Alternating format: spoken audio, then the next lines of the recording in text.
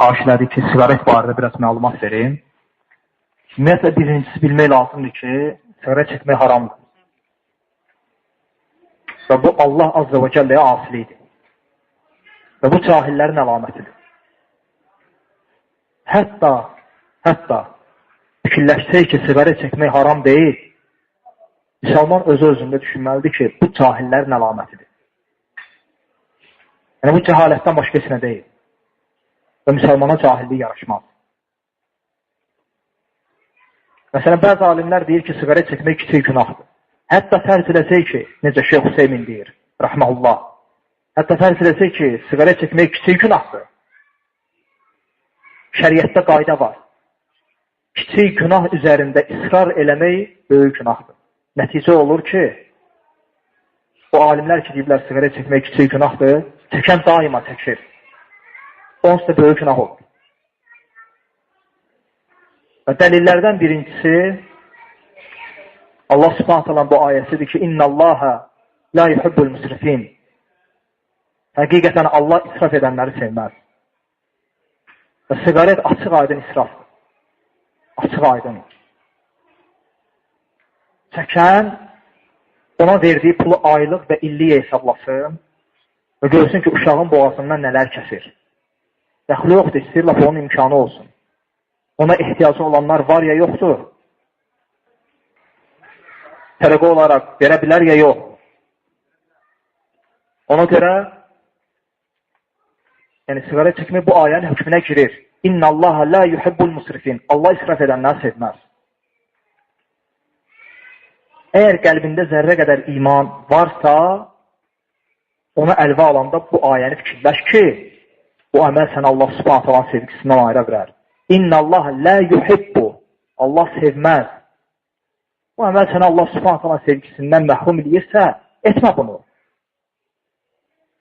Həmçinin şəriətdə sabit qaydadır ki, əmanətə xəyanət böyük günahlardandır. Bunu hər bir aqil insan bilir. Və bədən Allah Azza və Cəllənin sənə verdiyi böyük əmanətdir ya yox. Ən böyük əmanətlərdəndir. Açıq aydın bu buna xəyanətdir.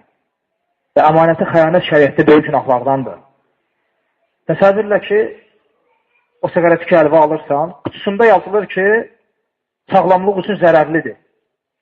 Sənə bunu satan üstündə bunu yazır. Sənə bunu verən özü buna etiraf edir. Dəhşət deyə elə bir asiliydi ki, bunu sənə təqdim eləyən üstündə bunu yazıb ki, sağlamlıq üçün zərərdir. Və sən bunu görə-görə istifadə edirsən. Ki, bu əmanətdir sənin üçün. Ona görə necə hədisdə gəlir və bəzi əsərlərdə ki, insanlar bu iki şeyin qədrini bilməzlər. Bir sağlamlıqdır, bir də boş vaxt.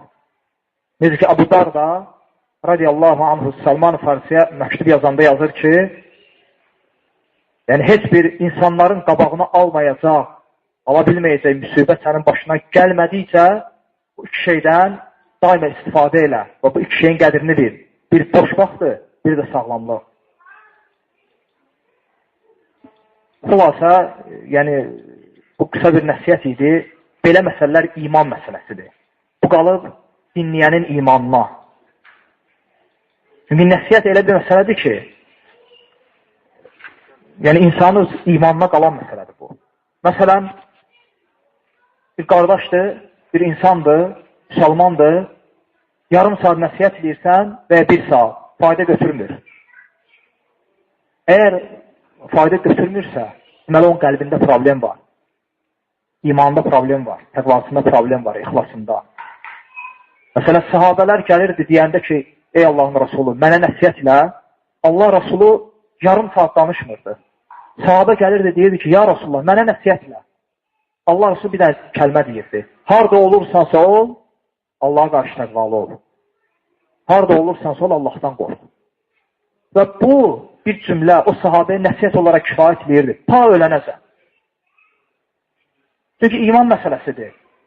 Həqiqətən də nəsiyyət ala bilən, bütün bu kəlmə də kifayətdir. Lazım deyil yarım saat danışırsan. Harada olursan sol Allahdan qorx. Və unutma ki, وَهُوَ مَعَكُمْ اَيْنَمَا كُنْتُمْ وَاللّٰهُ بَا تَعْمَلُونَ بَصِيرٌ. Sardası Allah oradadır. Və bütün etdiklərinizi görəndir. وَاللّٰهُ عَلِيمٌ بِذَاتِ الصُّدُورِ. Hətta Allah sinələrdən keçəni biləndir. Bunu düşünən insan necə asili eləyə bilər? Ona görə insan nə zaman asili eləyir? O zaman ki, onun qəlbi ilə Rəbbi arasında bir pərdə olur. Pərdə olur. Allah subhanahu ta'ala unudur. Allah azze və cəllənin onu gördüyünü unudur. Qəlbdə bir pərdə, yəni qəflət əmələ gəlir. Və nəticədə başlayır asiliklər etməyə. Və haçan peşman olub tövbə edir? O zaman ki, Allahın rəhməti ilə qəlbdəki o pərdə qalxır, yəni qəflət. Onda ayılır ki, mən nə etmişəm? Və başlayır tövbə eləməyə. Bu da Allahın rəhməti ilə kimə nəsib olar və kimə nəsib olmaz. Allah subhanahu bizi asiliklərdən qorusun.